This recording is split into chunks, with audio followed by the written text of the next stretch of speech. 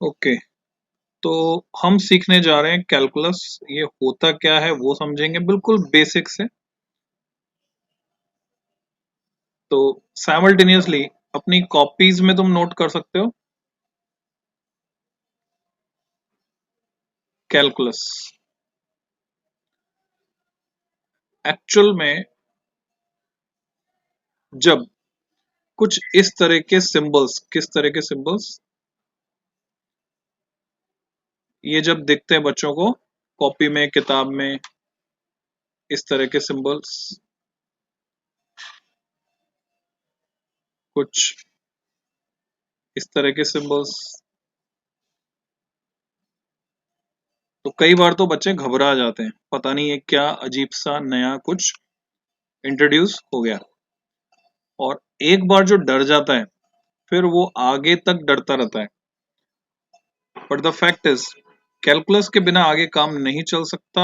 और आसान सी बात यह है, या यूं कहें अच्छी बात यह है कि कैलकुलस बहुत ही आसान है। तो इसको जितनी फिजिक्स के लिए रिक्वायर्ड है हम बहुत ही आसानी से इसको समझ सकते हैं। तो फिजिक्स में हमें 11th क्लास में ही चाहिए होती है, और 12th क्लास में ये मैथमेटिक्स का पार्ट है, मेजर पार्ट है मैथमेटिक्स के सिलेबस का। तो कैलकुलस बेसिकली एक मैथमेटिकल टूल है। जैसे कोई भी काम कर रहे हैं हम, मान लो बागवानी कर रहे हैं, गमले में मिट्टी खोदनी है तो हमें कुदाली या खुरपी जिससे हम मिट्टी खोद सकें वो चाहिए। तो वो क्या है, एक टूल है। सिमिलरली जब हम बड़ी बड़ी कैलकुलेशंस को, जो कि फिजिक्स में भी आती हैं, केमिस्ट्री में भी आती हैं, मैथमेटिक्स में भी आती हैं, शॉर्ट में करना चाहते हैं, बड़ी कैलकुलेशन को शॉर्ट में करना चाहते हैं, तो हमें जरूरत पड़ती है इस टूल की जिसका नाम है कैलकुलस। और इसको हम मेनली 3 पार्ट में डिवाइड करके पढ़ते हैं। जो इसका पहला हिस्सा है उसमें हम तोड़ना सीखते हैं, differentiation. It is called differentiation. जैसे कि तुम ज्योग्राफी में पढ़ चुके हो छोटी क्लास में, differentiation of layers of earth. दिन में पृथ्वी की सतह गर्म होती है सूरज की रोशनी से, रात में ठंडी होती है। गर्म होने पर चीजें फैलती है, ठंडी होने पर सिकुड़ती हैं। और कोई भी चीज जो फैल रही है, सिकुड़ रही है, तो वो टूटेगी। जैसे किसी चीज को तुमने मोड़ा एक तरफ, फिर दूसरी तरफ मोड़ा, फिर, तो अल्टीमेटली वो टूट जाएगी। तो डिफरेंशिएशन तोड़ने का प्रोसेस है। कैसे रिप्रेजेंट करते हैं चीजों को इसमें, कैसे डिफरेंशिएट करते हैं, क्या रूल्स हैं, क्या फॉर्मूले हैं, वो सब हम सीखेंगे। सेकंड जो है, जो ज्यादा जरूरी है, यानी मान लो तुम किसी चीज को तोड़ते हो, तो तोड़ने का अधिकार तुम्हें केवल और केवल तभी मिलता है जब तुम जोड़ना जानते हो। ठीक है। किसी चीज को खत्म करने का अधिकार सिर्फ और सिर्फ तभी तुमको मिलता है जब तुम उस चीज को बनाना जानते हो। तो वो जो बनाने या जोड़ने का प्रोसेस है उसको हम कहते हैं इंटीग्रेशन।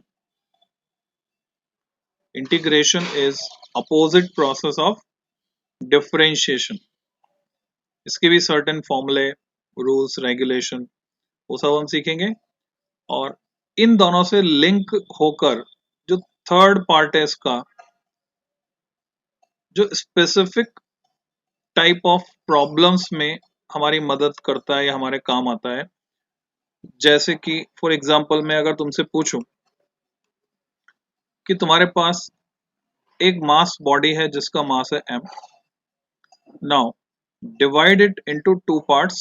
2 टुकड़े इसके ऐसे करो, माना कि पहला टुकड़ा है छोटा m, तो दूसरा टुकड़ा जो बचा हुआ है वो होगा m माइनस m। कि जब हम इनको किसी स्पेसिफाइड डिस्टेंस, किसी विशेष दूरी r पर रखें, इन 2 टुकड़ों को, तो इनके बीच लगने वाला फोर्स मैक्सिमम हो जाए।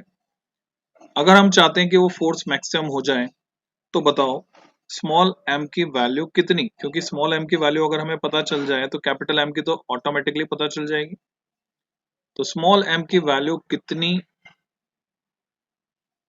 वो बताओ, जिससे कि इनके बीच लगने वाला फोर्स, और वो फोर्स कौन सा है, ग्रेविटेशनल अट्रैक्शन, वो मैक्सिमम हो जाए।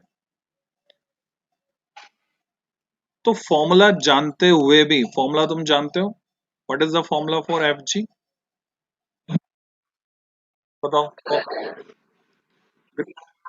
हाँ, G M one M two upon R square. तो यहाँ पे एम वन क्या है, छोटा एम, एम टू क्या है, बड़ा एम माइनस छोटा एम, क्योंकि ये एक मास है, ये दूसरा मास है, अपॉन इनके बीच के डिस्टेंस का स्क्वायर। और अगर वेक्टर फॉर्म में एक्सप्रेस करते हैं अगर हम, तो इसमें एक माइनस साइन लगाकर एक यूनिट वेक्टर लगा देते हैं, यानी अट्रैक्शन का फोर्स है। तो तुमसे पूछा गया है कि स्मॉल एम की किस वैल्यू के लिए ये मैक्सिमम होगा। तो फॉर्मूला तुम्हें पता है फोर्स का, तो अभी तुम्हारे पास क्या आइडिया है, हाउ टू फाइंड दिस, किस वैल्यू के लिए मैक्सिमम होगा, स्मॉल एम कितना होने पर कैपिटल एम के टर्म्स में ये मैक्सिमम होगा। Any idea how to solve this?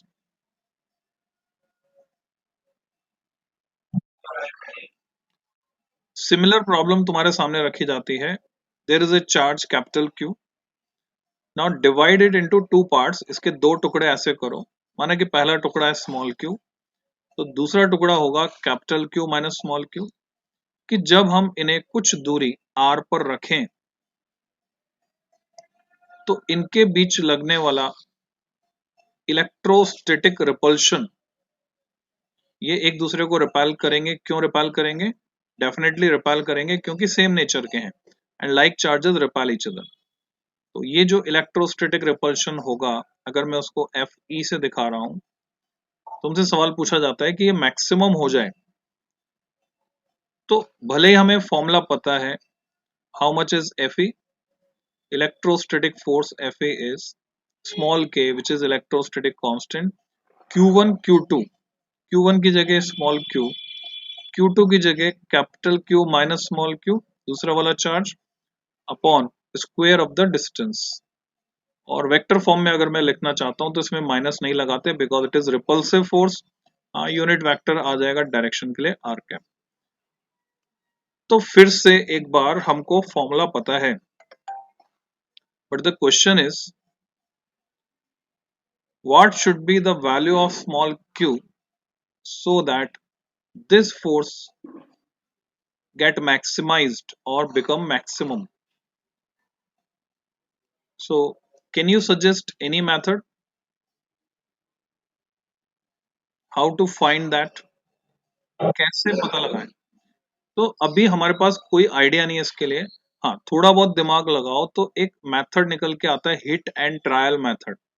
Hit and trial method का मतलब क्या, उसका मतलब ये, सपोज हम ग्रेविटेशनल फोर्स की बात कर रहे हैं, मान लो m अगर m/3 है, m अगर कैपिटल m/3 है, यानी एक तिहाई, इसको बोलते हैं एक तिहाई, वन थर्ड।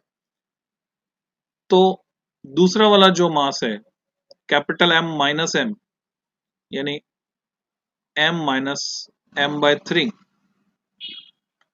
तो वो कितना हो जाएगा, m माइनस m/3 जो है वो हो जाएगा 2m/3। तो अगर ये सिचुएशन हुई तो एक मास है m/3, दूसरा 2m/3, तो हम उनके बीच का ग्रेविटेशनल फोर्स कैलकुलेट करके निकाल सकते हैं। मैं खाली मैग्नीट्यूड की बात कर रहा हूं, अभी माइनस साइन को मैं ड्रॉप कर रहा हूं, तो ये हो गया g times m/3 2m/3 upon R square. फिर हम मान लें हो सकता है ये टुकड़े हों आधे आधे, यानी m अगर m/2 हो तो दूसरा टुकड़ा क्या होगा, बचा हुआ m/2। तो उस केस में हम फोर्स निकालेंगे, ऐसे ही हम चार्ज के लिए भी ले सकते हैं, तो फोर्स आ जाएगा g m/2 into m/2 upon R square. अब ऐसे कई संभावनाएं बनती है, एक चौथाई तीन चौथाई, यानी m/4 और 3m/4 हो, और पॉइंट में जाएंगे तो अनंत संभावनाएं बनती हैं। तो हमारे सामने समस्या ये है, हिट एंड ट्रायल मेथड बोलते हैं इसको। इसमें हम रख रख कर देख लें कि किसमें एफ जी बड़ा आ रहा है, इस वैल्यू को कैलकुलेट कर लें किसमें बड़ा आ रहा है। मान लो F G two F G one से बड़ा है, तो हमने बोला कि अच्छा एफ जी टू बड़ा है, पर क्या हम कंक्लूसिव स्टेटमेंट निश्चित तौर पर कह सकते हैं कि ये ही मैक्सिमम होगा? क्या कहते हो, मैक्सिमम कह सकते हैं पक्के तौर पर? पता नहीं, कोई दूसरा फ्रैक्शन छूट गया हो हमसे जिसके लिए इससे ज्यादा आ जाए, जो हमने कैलकुलेट ही ना किया हो, यानी डाउटफुल सिचुएशन है। और बहुत सारे फ्रैक्शन अवेलेबल हैं जिसमें हम तोड़ सकते हैं चार्ज को या मास को। तो इसको कहते हैं हिट एंड ट्रायल मेथड। और इसका जो रिजल्ट है वो विश्वसनीय नहीं है, यानी रिलायबल नहीं है, उस पर हम भरोसा नहीं कर सकते, पक्के तौर पर नहीं कह सकते। और ये जो एक्टिविटी हम करने जा रहे हैं या कर रहे हैं हिट एंड ट्रायल की, ये बहुत लेंदी एक्सरसाइज है, क्योंकि बहुत सारे ऐसे पेयर्स हमको टेस्ट करने होंगे। तो इसका सही सॉल्यूशन क्या है? तो इसका कॉम्पैक्ट प्रिसाइज सॉल्यूशन जिसमें हम पक्के तौर पर कह सकें, वो हमें कैलकुलस में मिलता है बच्चों। और कैलकुलस की वो ब्रांच कहलाती है मैक्सिमा मिनिमा। सुना है कभी पहले मैक्सिमा मिनिमा? ओके, जैसा इसका नाम है, देखो चीजें बहुत आसान होती है पढ़ाई में। जैसा इसका नाम है मैक्सिमा, अगर हम किसी फंक्शन की मैक्सिमम वैल्यू निकालना चाहते हैं, फंक्शन किसको कहते हैं? शादी ब्याह फंक्शन, वो फंक्शन नहीं। यहाँ पर ये जो इक्वेशन है या फॉर्मूला है, इट इज ए फंक्शन। हम ये बोलेंगे force is function of variable, क्या है यहाँ पर जो बदल सकता है? Small M. स्मॉल एम की डिफरेंट डिफरेंट वैल्यूज हम डाल रहे हैं, so small M is variable. तो force is function of mass. Mass बदलने पर फोर्स बदलता है, तो फोर्स की वैल्यू मास पर डिपेंड करती है, तो हम बोलेंगे force is function of mass, and this is expression for that. ये उसका व्यंजक है, ये उसका एक्सप्रेशन है।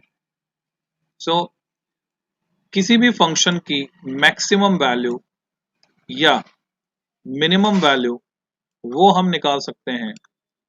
मिनिमम वैल्यू निकालने को कहा जाए तो वो भी निकाल सकते हैं कि वो कब मिनिमम होगा, तो वो हम कैलकुलस की इस स्पेशल टेक्निक से निकाल सकते हैं। तो अभी जो तुमने समझा अभी तक इस लेक्चर में कि कैलकुलस एक मैथमेटिकल टूल है, और इस मैथमेटिकल टूल को यूज करके हम बड़ी बड़ी कैलकुलेशन को शॉर्ट में कर सकते हैं, फास्ट कर सकते हैं, इजीली कर सकते हैं। तो ये बड़े काम का टूल है, इसको इस्तेमाल करना सीखना होगा।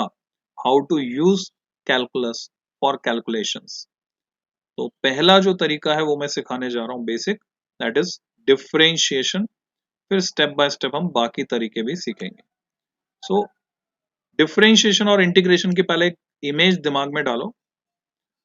मान लो मेरे पास एक कागज है, A4 साइज पेपर, जैसा हम फोटोकॉपी में काम में लेते हैं। मैंने वो कागज लिया बिकॉज इट वॉज वेस्ट, यानी किसी काम का नहीं था। देखो क्या भावना है, कागज अगर काम का है तो संभाल के रखेंगे, काम का नहीं था तभी हम उसको फाड़ सकते हैं। तो मैंने उसके टुकड़े टुकड़े कर दिए। टुकड़े टुकड़े करने का ये प्रोसेस कहलाएगा डिफरेंशिएशन। मैंने उस पेपर का क्या कर दिया? डिफरेंशिएशन।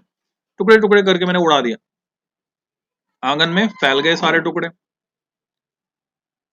अब मैं क्या करता हूं, सारे टुकड़े उठाकर वापस जोड़कर कागज बना देता हूं पूरा।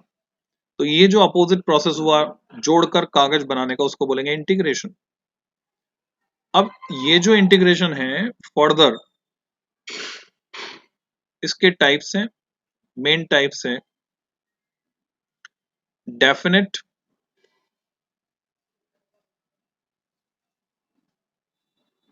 And indefinite.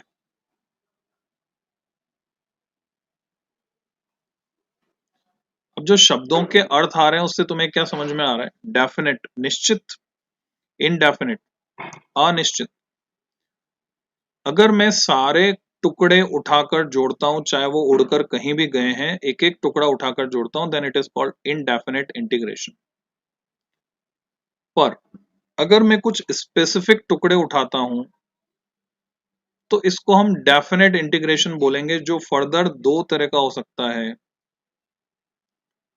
With in limits, कुछ लिमिट्स लगा देते हैं हम, सीमा रेखा, सीमाएं, with in limits. For example, मैंने कमरे में दो लाइन खींच दी। ये था रूम जिसमें कागज के टुकड़े इधर उधर पड़े हैं। जो मैंने कागज फाड़ के टुकड़े उड़ाए, डिफरेंशिएशन। अभी मैंने क्या किया, यहां दो लाइन खींची। ये लाइन खींची x इक्वल टू x1 पर, और दूसरी लाइन खींची x इक्वल टू x2 पर। ये x कोऑर्डिनेट है सपोज। तो विद इन लिमिट्स इसका क्या मतलब है? इसका मतलब है अगर मैं सिर्फ वही टुकड़े उठाता हूं जो कि x इक्वल टू x1 से x इक्वल टू x2 के बीच आ रहे हैं, बाकी टुकड़े नहीं लेता, तो ये कहलाता है definite integration. Integration within limits x equal to x1 to x equal to x2।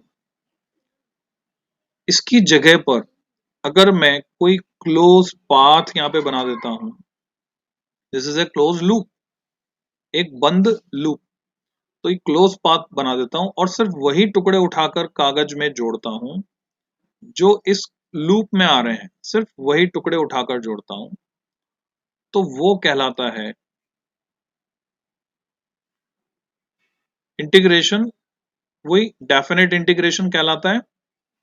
With in loop कह देते हैं उसको हम, ठीक है, with in A close path. वो लिमिट्स हो गई, ये हो गया विद इन क्लोज्ड पाथ, एक बंद पथ के अंदर अंदर। तो इनके जो रिप्रेजेंटेशन है वो अगर मैं बताऊं, तो ये जो विद इन क्लोज पाथ मैंने लिखा है, इसको सिंबॉलिकली जब रिप्रेजेंट किया जाता है तो ये उसका रिप्रेजेंटेशन होता है।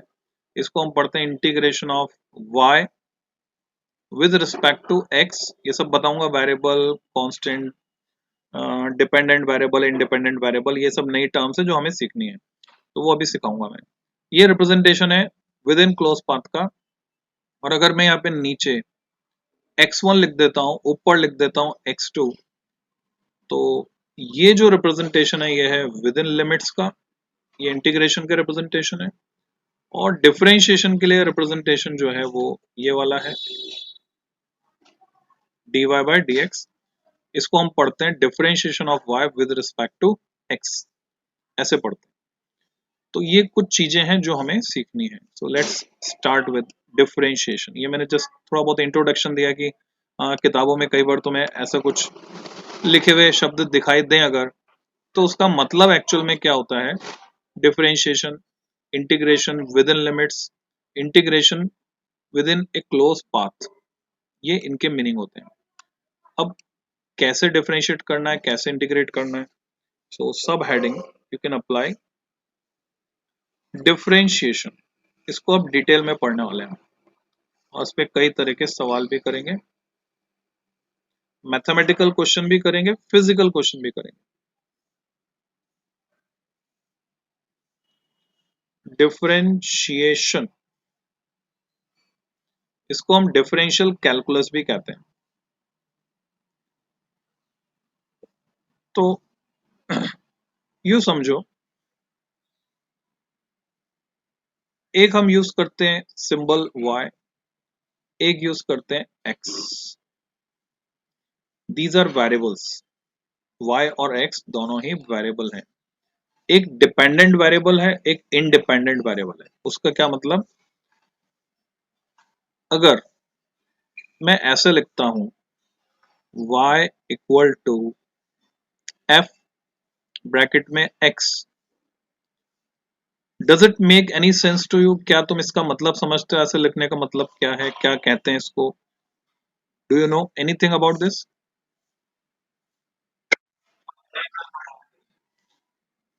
क्या कह रहे हो?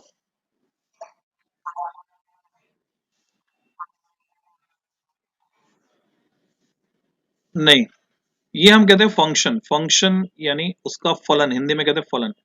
इसका मतलब है y की वैल्यू x पर डिपेंड करती है।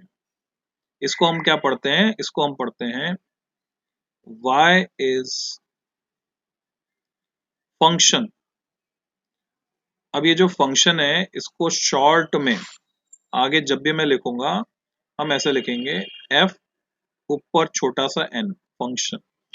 y is function of x, ये इसका मतलब। y x का फंक्शन है, इसका मतलब क्या है वो समझते हैं। इसका मतलब ये है, मान लो कोई इक्वेशन है y इक्वल टू 2x। अब x भी वेरिएबल है, y भी वेरिएबल है। x बदल सकता है, वेरिएबल होने का मतलब बदल सकता है। x की अलग अलग वैल्यूज हो सकती हैं, कोरस्पॉन्डिंग y की भी अलग अलग वैल्यूज हो सकती हैं। तो यहाँ पर कौन कौन से सेट्स मिल रहे हैं? अगर मैं x को रखता हूं 0 तो y कितना मिला? 2 इंटू 0 0, ये पहला सेट हुआ। अगर मैं x को रखता हूं 1 तो y कितना मिला? 2 इंटू 1 2। अगर मैं x को रखता हूं 2 तो y मिला 2 इंटू 2 4। क्या ये बात समझ में आई तुम्हारे?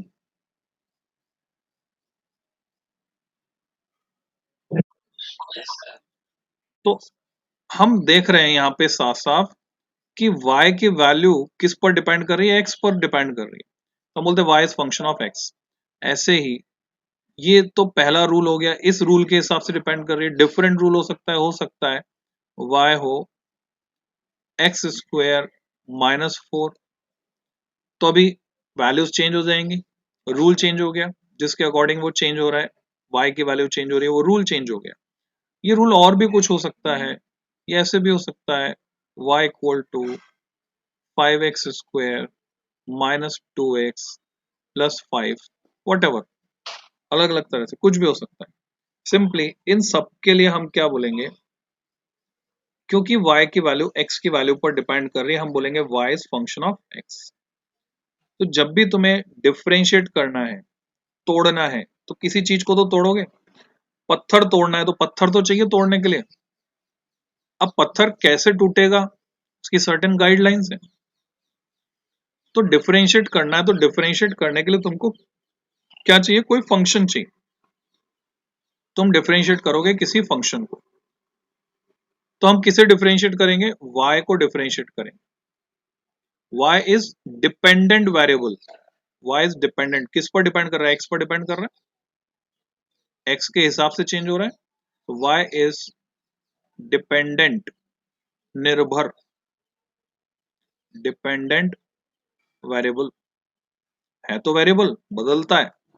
जो कांस्टेंट रहता है नहीं बदलता उसको बोलते हैं कांस्टेंट, जो बदलता है वेरिएबल। और किसी रूल को फॉलो करके बदलता है तो निर्भर कर रहा है। यूं बोलेंगे इनडिपेंडेंटली, स्वतंत्र रूप से नहीं बदल सकता। तो स्वतंत्र रूप से नहीं बदल सकता, so it is dependent variable. And what is x?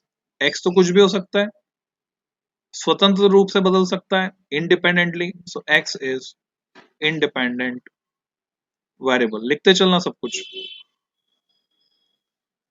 Independent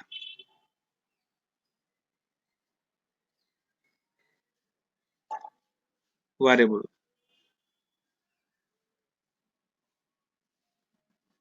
तो हमने x और y को पहचाना।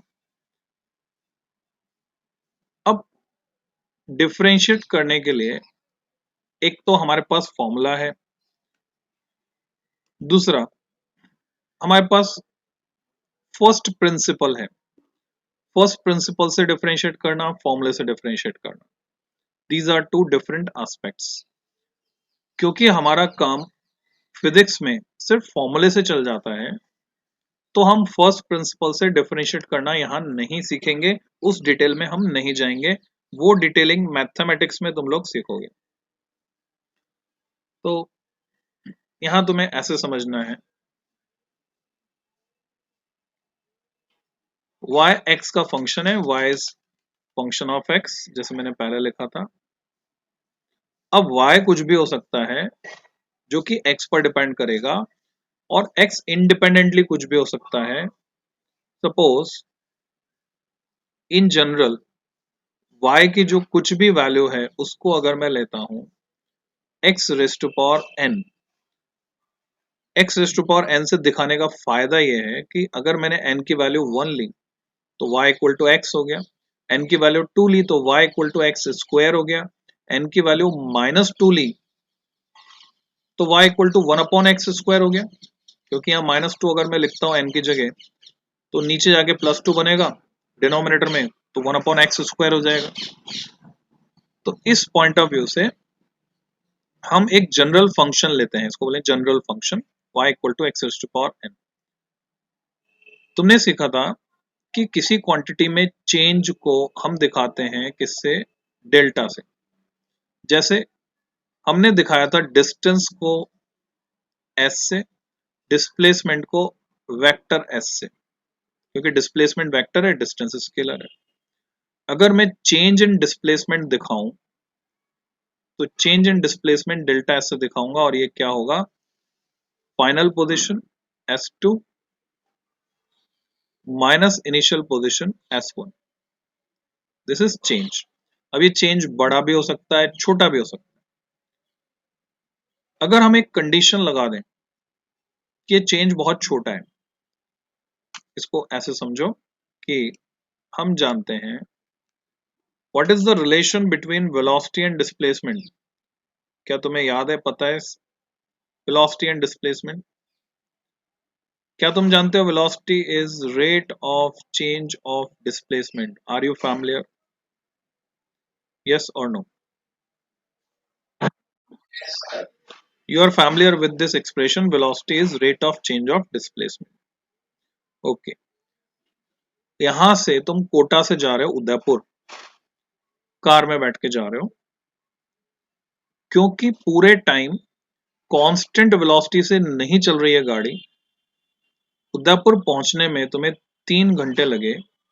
जब तुम वहां पहुंचे अपने रिलेटिव्स के यहाँ, उन्होंने पूछा कि किस स्पीड पे आए चलाकर गाड़ी, तो तुम कैसे बताओगे कि तुमने 60 किलोमीटर पर आवर पे चलाई, या 120 पर चलाई, या 100 पर चलाई, या 140 पर चलाई?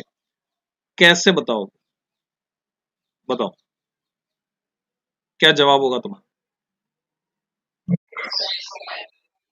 Very good. जब भी कोई क्वांटिटी कांस्टेंट नहीं रहती, पूरे टाइम बदलती है, वेरीज विद टाइम, तो ये वैल्यू मायने नहीं रखती, क्योंकि ये लगातार बदल रहा है टाइम के साथ। तो हम क्या निकालते हैं, एवरेज निकालते हैं। तो हम एवरेज में क्या करते हैं, total displacement upon total time, और total displacement upon total time formula same है, total displacement upon total time. तो इससे हमें क्या मिल जाएगी, एवरेज वैल्यू मिल जाएगी वेलोसिटी की। हम बता देंगे एवरेज जो है 60 किलोमीटर पर आवर पे चला के आए। अब पर्टिकुलर उन्होंने पूछा, अच्छा रास्ते में जो हाईवे का नया पैच है, जहां एकदम अभी डामर बिछाया है, रोड बहुत स्मूथ है, वहां कितनी स्पीड पर चलाई, और वो जो खराब पैच है जहां डाइवर्जन लगे हुए हैं, सड़क बहुत ही खराब है, वहां कितनी स्पीड पर चलाई। तो ऐसी सिचुएशन में तुमको पर्टिकुलर किसी इंस्टेंट पर स्पीड निकालनी होगी। तो तुम याद करके बताओगे, टाइम इंटरवल को शिफ्ट कर दोगे उस स्मॉल पैच के लिए, उस दौरान जो टाइम था वहां पे जाना चाहोगे। या अगर हम ये जानना चाहते हैं कि पर्टिकुलर किसी इंस्टेंट पर 7:45 और 50 सेकंड पर तुम्हारी गाड़ी किस स्पीड पर चल रही थी, ये निकालना चाह रहे, तो हमें क्या करना पड़ेगा, इस टाइम इंटरवल को उस टाइम इंटरवल की तरफ शिफ्ट करना पड़ेगा।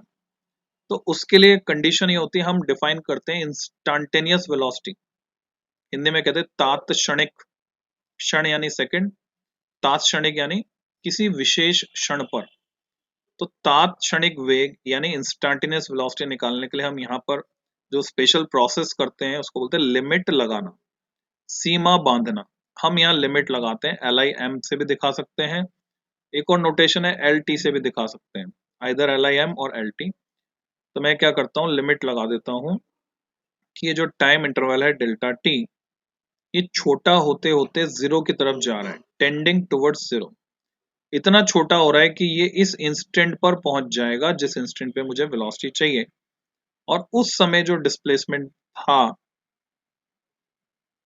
वो मैं लिख देता हूँ यहाँ पर, और उस टाइम इंटरवल को यहाँ लिख देता हूँ जो छोटा होते होते जीरो की तरफ जा। तो ये एक नोटेशन बन गया जिसको हम इस तरह से पढ़ते हैं, v instantaneous equal to limit delta t tends to zero. ये जो एरो लगा है इसको पढ़ते हैं टेंड्स टू जीरो, मतलब छोटा होते होते छोटा छोटा छोटा छोटा और छोटा होते होते किसकी तरफ जा रहा है, जीरो की तरफ जा रहा है। जीरो कभी नहीं होगा, it will never become zero, just tending towards zero. क्योंकि ये जीरो हो गया, अगर यही है ये जीरो हो गया तो वेलोसिटी इनफाइनाइट हो जाएगी, विच इज नॉट पॉसिबल। छोटा होते होते जीरो की तरफ जा रहा है, उस समय अगर हम delta S by delta T निकालें, देन नोटेशन गेट चेंज। इस इनफाइनाइटली स्मॉल चेंज को रिप्रेजेंट करने वाले एक्सप्रेशन को हम डी नोटेशन में ले आते हैं, स्मॉल डी, और इसको ऐसे रिप्रेजेंट करते हैं ds अपॉन dt, और इसको बोलते हैं इंस्टेंटेनियस वेलोसिटी। ये तरीका है। तो फिजिक्स में डिफरेंशिएशन हमारे इस तरह से काम आता है, क्योंकि इसी डिफरेंशिएशन से हम इंस्टेंटेनियस वैल्यू निकाल पाते हैं। अगर तुम गौर से देखो तो ये जो मैंने एक्सप्रेशन लिखा है यहाँ पर, ये जो तुम्हें ds दिख रहा है, s जो कि किस पर डिपेंड कर रहा है, टाइम पर, तो ये है y की जगह है, और जो dt में t दिख रहा है वो x की जगह है। सो एक्चुअल में ये dy बाई dx है, जहां पर y जो है वो डिपेंडेंट वेरिएबल है और x इंडिपेंडेंट वेरिएबल है। क्या थोड़ा थोड़ा समझ में आया रिप्रेजेंटेशन? ओके। तो अब हम चलते हैं फॉर्मूले पर, फिर उसका यूज सीखेंगे। अगर मैं डिफरेंशिएट करना चाहता हूं y को, तो उसकी जरूरी शर्त है, अगर मैं y को तोड़ना चाहता हूं तो उसकी जरूरी शर्त है, अगर अगर मैं कागज के टुकड़े टुकड़े करना चाहता हूं तो जरूरी शर्त है पहले मेरे पास कागज होना चाहिए। तो जरूरी शर्त है y must be function of x। टुकड़े किसके करना चाहता हूं, कागज के, तो कागज मेरे पास होना चाहिए। तो मैं y को डिफरेंशिएट करना चाहता हूं, तो y को x का फंक्शन होना जरूरी है, y x पर डिपेंड करे तभी मैं डिफरेंशिएट कर सकता हूं। So if y is x raise to power n, then इसको हम पढ़ते हैं d by d x of y, या इसको पढ़ते हैं dy बाई डी एक्स। इसको हम ऐसे भी दिखाते हैं y डॉट का मतलब भी यही होता है dy बाई डी एक्स, और एक नोटेशन और है उसमें हम इसको दिखाते हैं y डैश, इसका मतलब भी ये होता है dy बाई डी एक्स। तो जो हम करना चाह रहे हैं वो ये है कि x के रिस्पेक्ट में y के टुकड़े करना चाहते हैं, और y कितना है, y x का फंक्शन है, x पर डिपेंड कर रही है, उसकी वैल्यू y है x raise to power n। ये था x raise to power n, उसकी वैल्यू मैंने यहाँ पे रख दी, y की value x raise to power n उठाकर मैंने यहाँ पर रख दी। तो इसका मेरे पास सीधे फॉर्मूला है, मैथमेटिकली मैं इसको डिराइव कर सकता हूँ, डेरिवेशन की हमें यहाँ पर जरूरत नहीं है पर्टिकुलर। जब मैं x के पावर n को डिफरेंशिएट करता हूँ तो फॉर्मूले के हिसाब से मुझे मिलता है n times x raise to power n minus 1। This is a form. तो इसके बेसिस पर अगर मैं तुमसे पूछूं क्वेश्चन, पहला, अगर y है x square, then differentiate it with respect to x, तो तुम्हारा जवाब क्या होगा? तो तुम कंपेयर करोगे x की पावर n से इसको, तुमने कंपेयर किया तो x की पावर n से कंपेयर करने पर तुम्हें पता चल रहा है n की जगह 2 आ रहा है, तो n की जगह 2 आ रहा है, और तुमसे पूछा जा रहा है dy बाई डी एक्स, यानी तुमसे पूछा जा रहा है dy by d x of x square. मैंने क्या किया, ये जो फंक्शन था उसकी जगह रख दिया y की वैल्यू एक्स स्क्वेयर। तो बताओ यहाँ पे क्या लिखूं इसके हिसाब से, what should I right here, how much is n? Okay, n is 2, x ऐसा का ऐसा, और n is 2, 2 minus 1, and we know that 2 minus 1 is 1, so what we get, 2x। क्या समझ में आ गया तुम्हारे? तो एक्स स्क्वायर का डिफरेंशिएशन हमको क्या मिला, 2x। थोड़ी सी और प्रैक्टिस करो। अनदर फंक्शन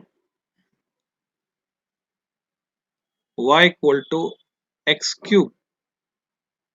अब मैं स्टेप्स नहीं लिख रहा, मैं सीधे जवाब पूछ रहा हूं, how much is D by d x of x cube. Very good, it is 3x square. Okay, थोड़ा सा ट्विस्ट डालते हैं, y is x raised to power half।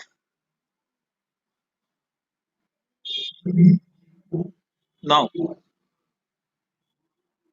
how much is, क्या x raised to power half को मैं root x लिख सकता हूँ? Is it okay? Okay, okay, so how much it is?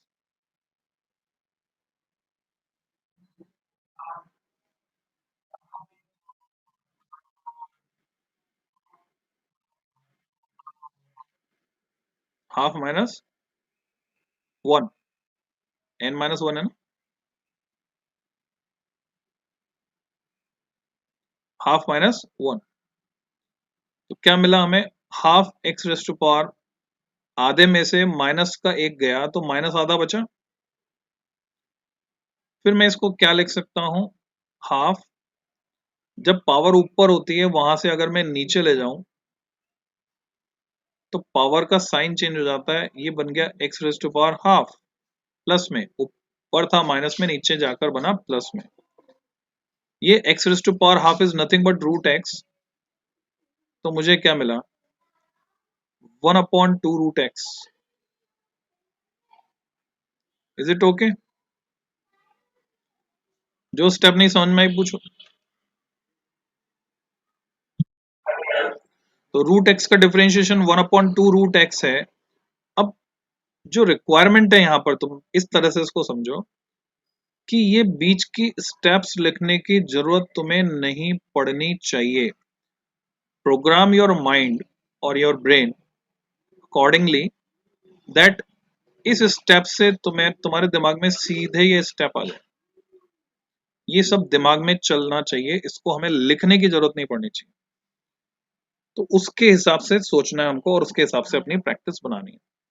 और थोड़ी सी प्रैक्टिस के साथ जो बहुत ज्यादा काम आते हैं वो हमें रट भी जाएंगे, जैसे रूट एक्स का डिफरेंशिएशन होता है 1/2 रूट एक्स, ये रट जाएगा। Okay, now try another one. Suppose y equal to 1/x। Now what do you से?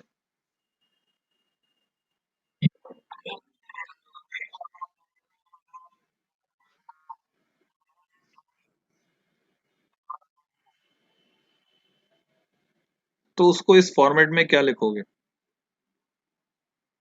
बीच की स्टेप अगर मैं खा जाऊं, बीच की स्टेप में खा गया तो एक तो -1, यानी माइनस एक्स की पावर -2, तो नीचे जाकर क्या बनेगा, एक्स स्क्वायर बनेगा।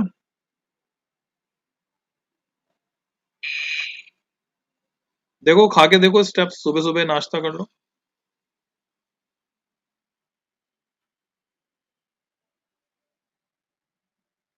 क्या कहते हो, बना कि नहीं बना?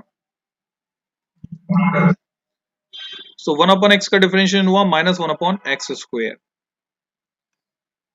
और थोड़ा आगे चलो,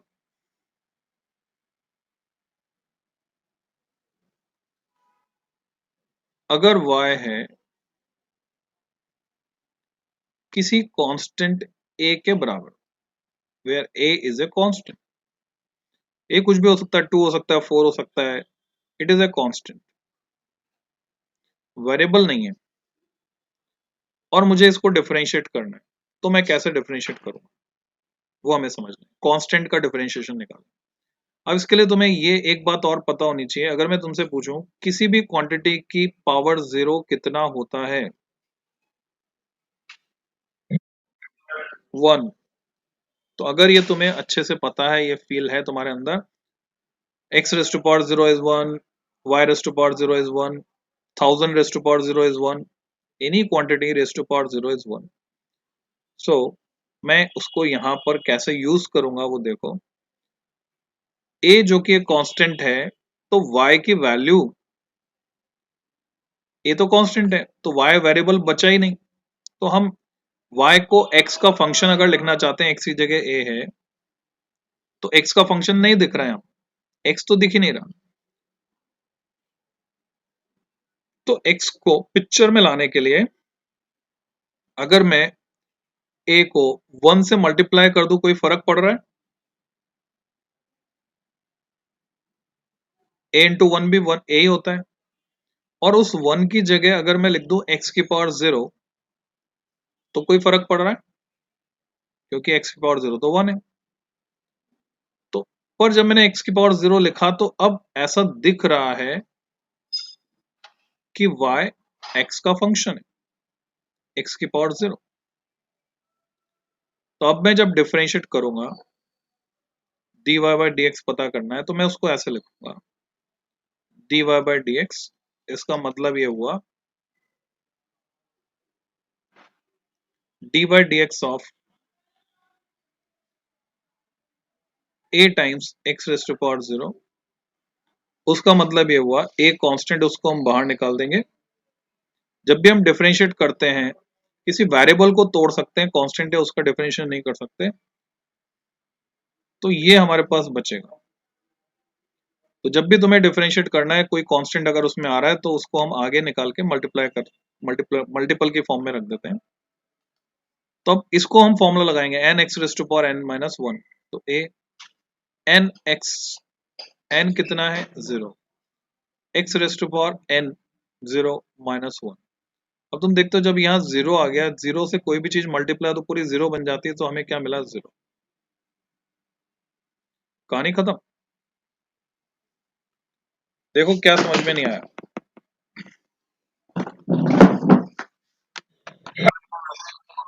आ गया? तो देखो क्या तुम डिफरेंशिएट कर सकते हो 3x स्क्वायर को, डिफरेंशिएट 3x स्क्वायर,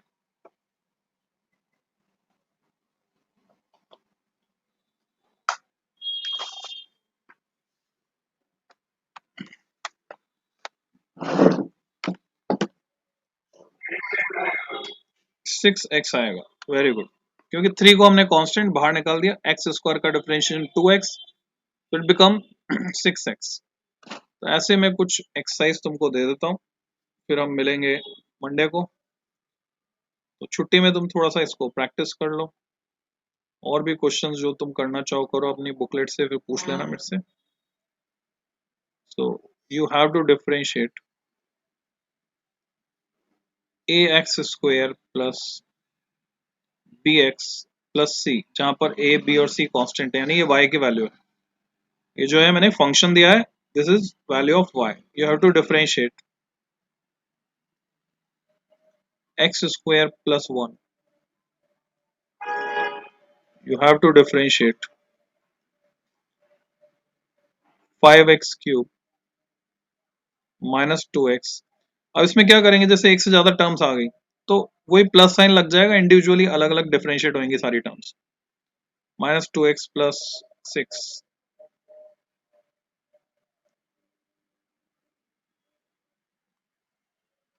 और अगर और थोड़ा दिमाग चला पाओ तो तुम इसके साथ मेहनत कर सकते हो, 1 plus x square whole square, just try that. तो इतना काफी है बच्चों।